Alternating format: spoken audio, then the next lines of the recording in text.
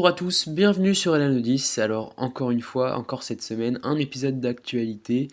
Un week-end qui a été un peu moins chargé que la semaine dernière. C'est vrai que la semaine dernière, en plus, j'ai fait des épisodes spéciaux parce qu'on était quand même champion d'Europe en handball et en ski, il s'était passé plein de choses.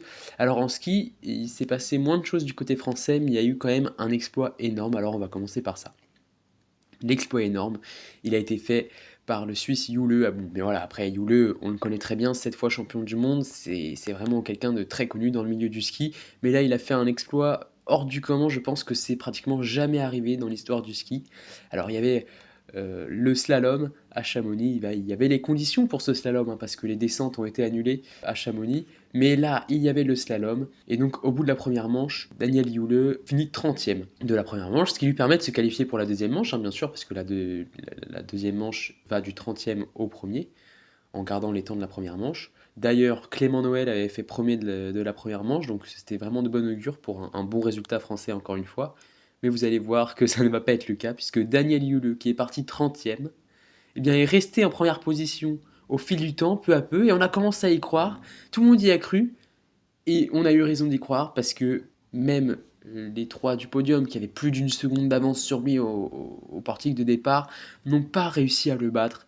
Même Clément Noël n'a pas réussi, au grand âme de nous, supporters français. Mais Daniel Yule a gagné ce slalom à Chamonix. C'est énorme, franchement, de remonter 30 places comme ça, alors que le temps était vraiment pas avec lui. Mais on a senti que les conditions de neige, de glisse, n'étaient pas en la faveur de ceux qui partaient ensuite. Et donc, il a pris cette opportunité-là. Et c'est vraiment fantastique. Il était vraiment très très bien descendu lors de cette seconde manche. Donc, félicitations à lui. Et voilà, c'était pour vous notifier de cet énorme exploit qu'a fait Daniel Yule. Il fallait absolument en parler. Et sinon, il y a pas forcément eu beaucoup de choses. Le biathlon, il n'y a pas eu de course parce que la semaine prochaine, c'est le début des championnats du monde de biathlon, hein. Ça va être vraiment super. Ça se passe à Nové Mesto. Et donc, le programme complet, c'est quoi? C'est mercredi, on part directement sur un relais mixte. Voilà, en République tchèque, un Nové Mesto, je vous l'ai pas dit, c'est en République tchèque. Ensuite, vendredi, il y aura un sprint. Pareil, c'est pratiquement tout le temps à 17h les courses. Et puis, donc, vendredi, c'est le sprint dames. Samedi, c'est le sprint homme. Dimanche, les deux poursuites dames et hommes.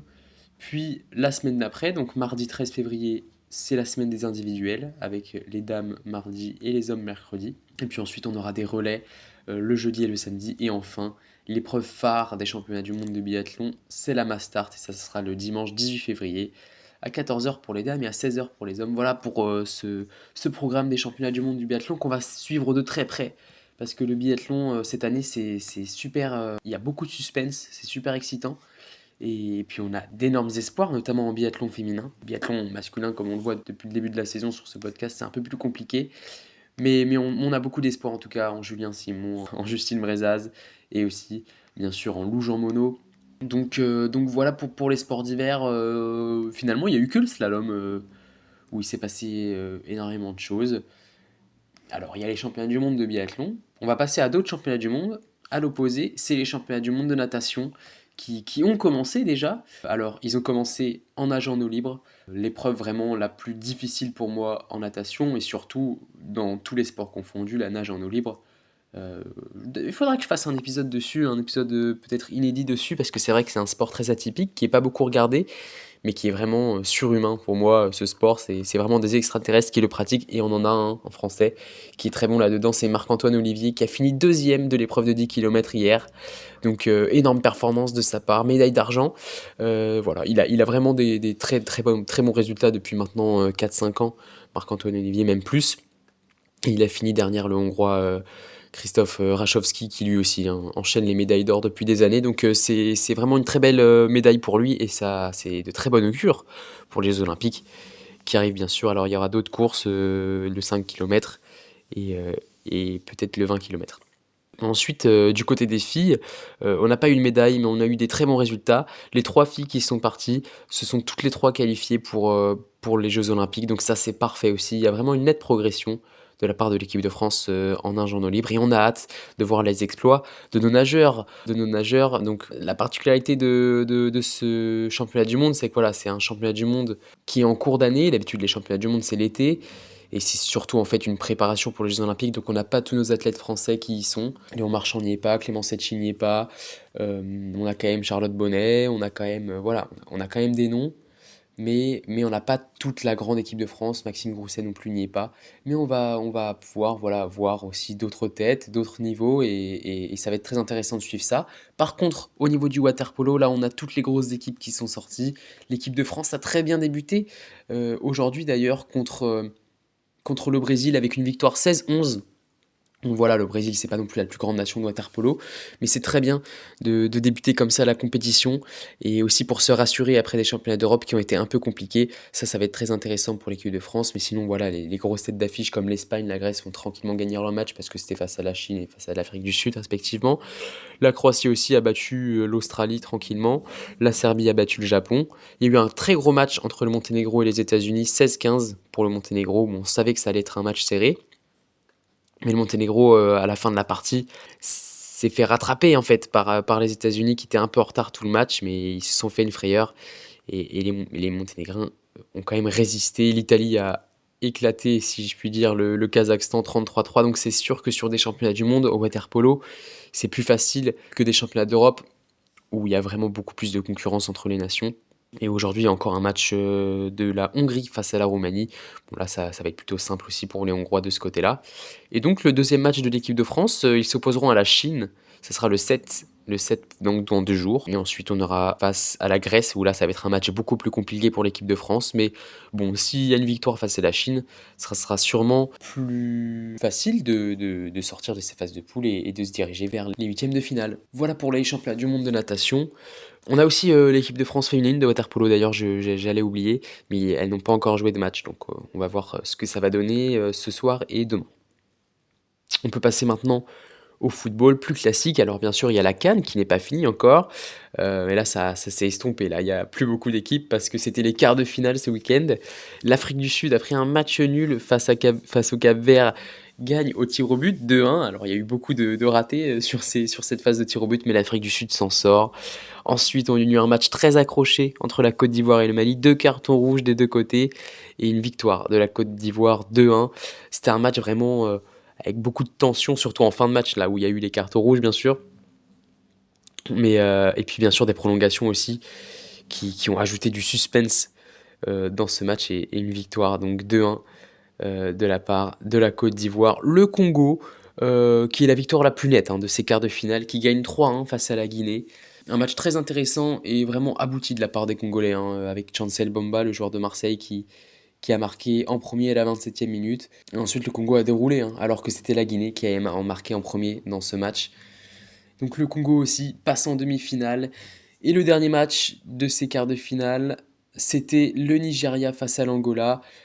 Petite victoire du Nigeria, mais une petite victoire est une victoire, et c'était face à l'Angola 1-0. Une équipe du Nigeria qui donc se classe en demi-finale. Et donc les demi-finales, ça sera quoi? Ça sera Nigeria-Afrique du Sud, mercredi à 18h, Côte d'Ivoire-Congo, mercredi à 21h. Outre la CAN, on a eu de la Ligue 1. On peut faire un petit point sur la Ligue 1 si vous voulez avant de se quitter. Il y a eu des petites surprises. Alors au classement, ça n'a pas trop bougé. On peut quand même noter certaines choses. La victoire du Paris Saint-Germain face à Strasbourg, on sent que le Paris Saint-Germain garde cette première place bien sûr, mais rame quand même un petit peu pendant cette saison. C'est pas des victoires qui sont très nettes, c'est pas des victoires avec une énorme sérénité du côté parisien. Et c'est vrai que voilà, on sent que le PSG rame un petit peu en tout cas depuis début janvier. Rennes s'est imposé à domicile face à Montpellier, ça leur permet quand même de reprendre un peu de confiance et de remonter à la 9e place du classement de Ligue 1. Lens enchaîne et avec une victoire 1-0 à Nantes. Mais Lens enchaîne quand même et revient à la 6e place au classement de Ligue 1. Donc il y a quand même un peu plus d'enchaînement de leur côté. Les Lensois qui sont sur 2 victoires d'affilée maintenant. Une équipe du Havre qui a encore fait match nul face à Monaco, un partout. Lille en très bonne forme qui bat Clermont 4-0. Lorient qui se sort enfin de cette période très compliquée avec une victoire face à Metz 2-1. Et le gros match aussi de ce week-end, c'était Brest-Nice, avec un bon 0-0, hein. Nice toujours avec des scores très faibles. Donc les deux équipes se neutralisent un petit peu. Nice qui est toujours deuxième et Brest toujours troisième du classement. Les Brestois peuvent commencer à rêver peut-être d'Europe. Et ensuite, le dernier match du week-end, c'était Lyon-Marseille avec une victoire 1-0 de Lyon. Marseille qui commence peu à peu à rentrer dans une période très compliquée et de crise, parce qu'aujourd'hui, Longoria et le coach de Marseille, Gattuso, ont convoqué les joueurs pour une réunion de crise. Donc on sent, hein, que c'est très compliqué pour l'Olympique de Marseille cette saison, qui est 8e du classement. Les bons derniers, ce sont Clermont. Lorient est remonté donc d'une place. Et sinon, le classement ne bouge pas beaucoup en ce moment. Au basket cette semaine, on a eu un triple-double de Victor Wembanyama qui enchaîne quand même et qui enchaîne vraiment sur une superbe saison en tant que rookie. Collectivement, c'est bien sûr plus compliqué pour les Spurs.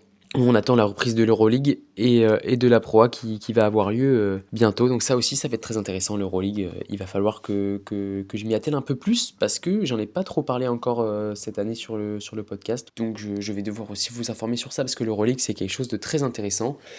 À ne pas oublier par rapport au foot, si je reviens au foot, c'est qu'il y a la Coupe de France cette semaine, notamment avec un Rennes Sochaux, etc. Donc la Coupe de France cette semaine qui va être intéressante à suivre. Il y a Lyon-Lille, il y a Strasbourg-Le Havre, Montpellier-Nice, donc il y a encore des très belles choses, hein, qui arrivent. Et puis il y a les petits poussets comme l'AS Saint-Priest qui va jouer face à Valenciennes, comme le Puy-Foot 43 qui va jouer face à Laval. On aime bien toute cette magie. Et puis il y a aussi Rouen-Monaco, donc on va voir aussi comment ça va se profiler de ce côté, mais la Coupe de France, bien sûr, je vous en avais déjà parlé, ça me tient particulièrement à cœur parce que c'est une compétition vraiment ancestrale, historique, et où il y a énormément de surprises et où on aime bien suivre les petits poussets. Dernière chose, si vous le voulez bien, c'est le tennis avec la Coupe Davis, les qualifications de Coupe Davis qui ont eu lieu ce week-end. Il y a eu énormément de rencontres, donc je ne vais pas revenir sur toutes ces rencontres-là, mais on va revenir sur l'équipe de France qui a confirmé. Alors bien sûr, c'était face à Taïwan, donc c'était quand même assez facile pour les Français, hein. La victoire était obligatoire, mais voilà, le nouveau capitaine, hein, de l'équipe de France de tennis, Paul-Henri Mathieu, il est ravi de cet état d'esprit, et nous aussi, parce que voilà, les Français ont gagné comme il faut, ils ont joué très sérieusement, et ça nous permet donc de se qualifier pour la prochaine sélection, hein, qui aura lieu dans 7 mois, avec les phases finales de la Coupe Davis. Et voilà, c'est avec détermination, avec prudence, que l'équipe de France a battu Taïwan, et voilà, ils sont pas tombés dans un piège, parce qu'il y a souvent en Coupe Davis des grosses nations parfois qui tombent dans des pièges, mais c'était pas non plus les meilleurs joueurs français qui étaient sur le terrain. Donc on est satisfait de ces victoires. Et puis voilà, après ça va être compliqué aussi la sélection pour Paul-Henri Mathieu, qui a dit qu'il aura, sur l'équipe, hein, je crois, qui a dit qu'il aura un bon problème en septembre. Et bien sûr, voilà, sur le choix de la sélection des joueurs, parce que c'est vrai qu'on commence à avoir quelques bons talents au niveau de l'équipe de France. En tennis, ça commence à venir un petit peu, et donc on en est très content. Et voilà, vaut mieux avoir ce choix du roi qu'un choix par défaut. Donc on a hâte aussi de voir cette équipe en Coupe Davis, et on espère qu'ils confirmeront bien sûr tout au long de la saison ATP le retour en force de certains tennisman français. Je pense qu'on a fait le tour. Il ne s'est pas non plus passé énormément de choses ce week-end, donc j'espère quand même que vous avez trouvé ça intéressant. Pour les épisodes hors série que j'avais prévus, il y en avait un sur les petites nations des Jeux Olympiques, il y en avait un sur quelques athlètes que je pourrais interviewer, notamment sur les Jeux Olympiques. Donc ça va arriver bientôt. Voilà, pas cette semaine, parce qu'il y a encore énormément de choses qui sont arrivées en cours de route, mais pourquoi pas dans 2 semaines ou 3 semaines, il y a des petites choses qui vont sortir comme ça. Et peut-être que d'ici là, je vous trouverai d'autres anecdotes ou d'autres histoires sportives à vous raconter, comme ce qui est sorti sur le match de la mort, sur Asta Rocket, etc. Peut-être que je vous trouverai des choses comme ça. En tout cas, pour l'instant, on se donne rendez-vous la semaine prochaine pour un épisode d'actualité comme d'habitude. Passez une bonne semaine, c'était la Notice. Just out of reach, with no second to spare, my life slips away.